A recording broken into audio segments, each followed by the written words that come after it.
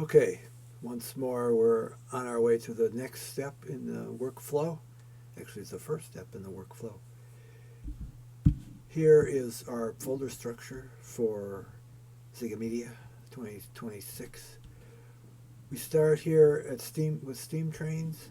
We're going to go to the screenshot that Chuck has built for us that shows the page order of the selection of images. Now, I don't have Media Pro because it no longer works with my operating system. So I have to change these page orders uh, into Adobe Bridge, which I like to use uh, for for my file management, for image file management. So here's Adobe Bridge, and we've got this. I've already done some of these. I just have to do the last three, which are don't have the keywords that will sort properly when we sort by keyword. So the keywords are a good way to sort images in Adobe Bridge. And here we go. So we can see we are sorting by keywords up here. I could do a whole tutorial on Bridge. If you want me to, I will. So the way you select the image, and here I've already set up my page numbers as keywords. So I assign the keyword by clicking on it, and you can see how it updates here. And I go to select the next image, and this is page 1. Chuck has already assigned the keywords in Adobe in Media Pro, but these keywords don't sort properly, so we'll do it like this page as page 2. Now we have to resort the selection. So we go up here to keywords, we change it to file name, then we go back to keywords, and the calendar is now sorted from page 00 quad page through to page 12. Now let's take this. I've selected the Steam Trains live files. Now we have to take the individual images and adjust them for the layout and for the press. So we'll double click on it, and let me go back. Now this has already been adjusted because I've done this so many times in getting to the in practicing these tutorials, rehearsing them takes. I've been through 3 or 4 takes on this. This is driving me nuts, but that's my road to hoe. So what we've got here is the Adobe Camera Raw interface. This is how I adjust the pictures. This is all these panels. These are all the adjustment panels, and the best way to proceed is from the top through the bottom. The first one is they call it light now, which has exposure, which I rather call brightness, but that's for some reason they do that. Oh, look what this popped up. This is the tooltips. It drives me nuts. It will drive you nuts too. So the best way to do this is to go up to preferences and general. Here we go. Here's the tool, show rich tooltips. Uncheck it, and that little pop-up won't occur. So the best way to start is to start with auto. This is an AI feature that's been in Lightroom for several years now. It's the best place I've found to begin, and you click it, and it automatically makes adjustments to the light and to the color. As you can see, we've added some vibrance and saturation, but we'll come back to that in a minute. That panel. So in the light panel, I've selected highlight and shadow and highlight clipping warnings. So they mean that what it means is that all the area that that has this clipping warning, that's what this purple light is, they have no detail. They are completely black, and that's not good for offset printing. It might be good for looking at it on a screen, but for printing on your inkjet printer or an offset printer, you want to have a dot even in the darkest areas, so that you have to raise the value here until this highlight clipping is has some detail in it. It's basically zero zero on a scale of 0 to 255, and it's the same thing with the highlight filter, with the highlights. And if we scroll around here, I really can't see any highlights that are plugged, but we can. Oh, except this. Oh, even that's not. Actually, that's no longer plugged. It was plugged. It was 255 in the original. Here, we'll go back and you can see. This is the highlight clipping. You can see that it's the if you go up here in the histogram, you can see it's 255, which is the maximum brightness of any picture. And if we go down in here, well, we won't see it now. There's no clipping in this. Oh yes, there are. Here it is. If we go here into this area, you can see that these areas are 0. But we want, as I say, we would want them to be. We want them to have density in the highlights and some detail in the shadows. So we'll once again click the automatic, and let's see what we can do about removing those blacks. So the best way to do that is to use the curve tool and come up here. See, this is the curve tool. This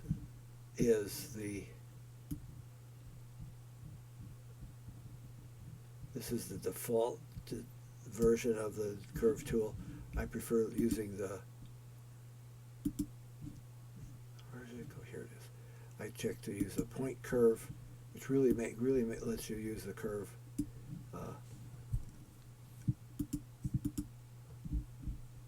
Pressing the Option key, I can reset it. So you come up here to the bottom, the full right side of the, or left side of the histogram down here, and raise it just a little bit till the shadows, clipping warnings are removed. And you can see now this was formerly 0, 0, and now has a little bit of lightness to it. So we're good to go with that. Then you want to go up to finish adjusting this. I really like the way the auto does this particular image. So there's really no more refinement we need to do. I do like to use effects, and I like to put in a little texture. This is very subtle. I'm not going to even enlarge it. You can't really see it.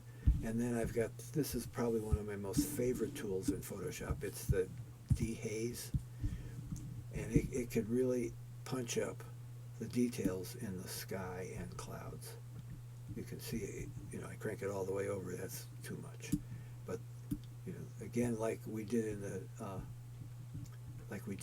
the calibrator tool, the best way to adjust something is to go back and forth until go way beyond, and then pull it back. You can see you can really make it flat. But usually I start at 12 for these, and I think it's okay. So there is a keyboard shortcut, the / key, so that you can review your changes. If you press and hold the / key, you'll return to the original image. You press it again, and you can return to the image as you've made the adjustments. So here we are. I would say that we're good to go. One more thing we need to check is noise. So we'll go up and check noise at 100%. And this is Kevin Medora has given us an excellent image, At 100%, there really is, there is really no noise what to speak of. We'll go up to 200% and scroll around and see that this image is really excellent. It's excellent sharpness. There's really not much more to do here except open it. However, there is one more thing I like to do. Now here we are in Photoshop. Is I like to add a little bit of shadow highlight control over this. Shadow highlight is one of these image adjustments, and it's here in Shadows Highlights. But before I do this, I need to make sure that I can come back and revisit this photo if I need to. So what I'll do is I'll duplicate the background. There's a couple of ways to do that. You can click on, like as I say, there's 3 ways. You can use Control Click, where this will bring up a contextual menu, and you can say duplicate later. And this is, we're going to say background copy, but this is really going to be Shadows Highlights.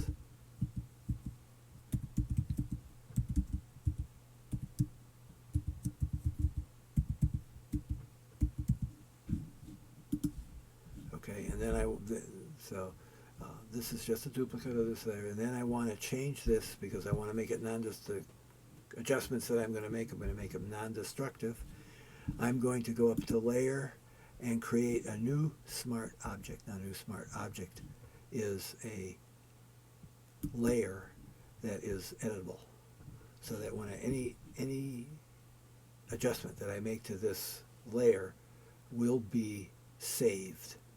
And if I need to return to the image, I can come back and continue to make adjustments. So we're going to use the adjustment tool, Shadows Highlights. Now this is the default shadow highlights. It's way blown out, but I have a preset that I make that will easily change it to where I like to begin. So I'm going to load the preset, and it's here in the shadow. It's in the Adobe Photoshop folder in presets, and it's under,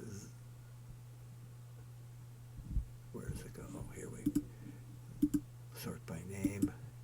So it's down here, Shadows Highlights, and here's my preset that I've recorded earlier, and which I'll share with you. Now you can see here it's much better. Looks a little dark on this screen. It really hasn't done much, but I'm going to increase the tone so that we get it to be a little brighter. This is the amount, so that you can see that if you slide this back and forth, you can really pull it, blow it out. This is the radius. This is the amount,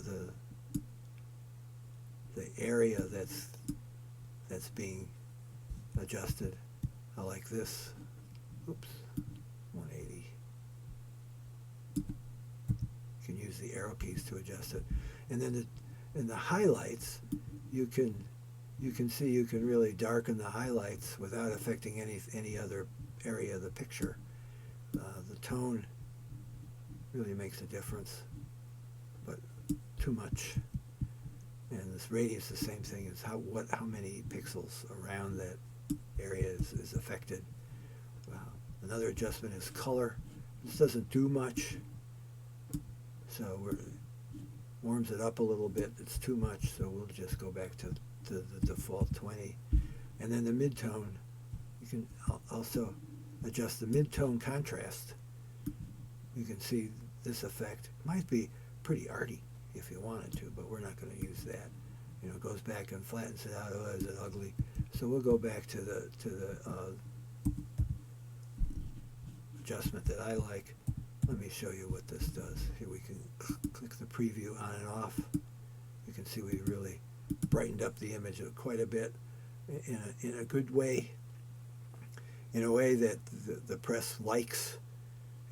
This is we want to we must understand that what we see here on our display is a larger gamut, another the range of brightness between the darkest and the lightest portions of the values of the image uh, is beyond what can be reproduced in offset printing. So we want to compress that tonal range so that we get a good balance that can be reproduced with ink.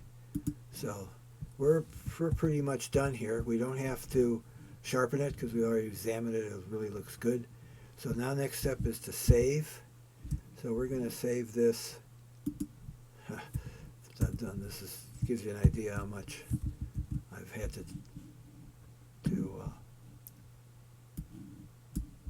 make multiple takes to get this to work right. So here is the Steam Train Images live files. We're going to save it here. Okay. So now we're done with this. We can let's leave this open for the moment because now we have to size it to make sure that it's going to see if it's going to fit into our layout. So here's InDesign. I've already set up a InDesign Photomechanical 1. So here's the one page is actually 00 page, but you can't do that in InDesign. You can't make that page number. Well, yes, you can. So we'll go back to our bridge, and we'll go to the Steam Trains live files RT, and here's our image that we just adjusted. So we'll click and drag and then press Command Tab to bring up this menu, and then we're ready to drag and drop it right into the InDesign layout. And let's do this. I'm gonna yes. So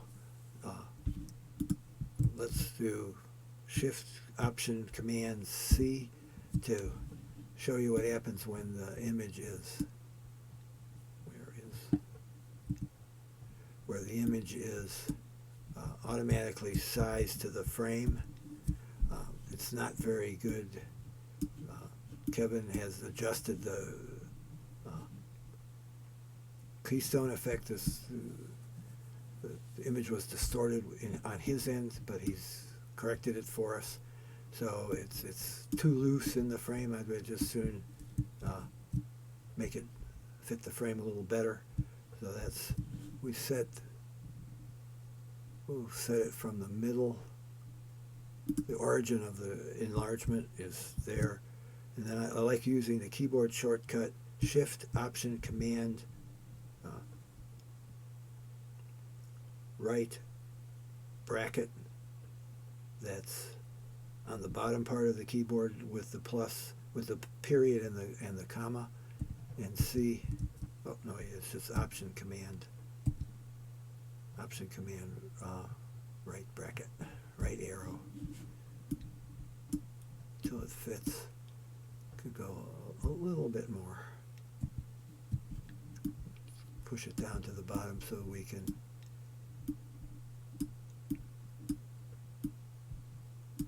not cut off too much smoke. And then another thing I like to do is I notice that I like to keep that railroad crossing sign to be visible. So I'll move it into the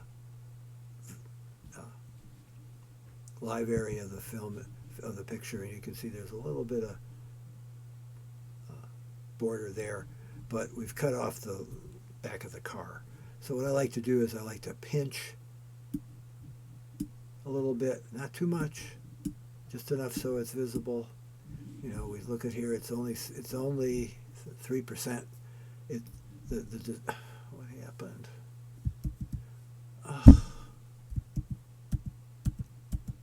What happened? don't know what happened, but we'll go back and do Command C. We'll go do Option Command arrow, caret, I don't know what it's called. Move the things around. We'll turn off, we'll give us the full view of the picture, of the image. There we go. You can see we're still 100% or 70, about 73% on each one. So we'll just pinch it in a little bit till about, here's 3%. Can't tell. Doesn't matter. Here we go. So this one's ready. I like it. So we'll save, and that's page 1.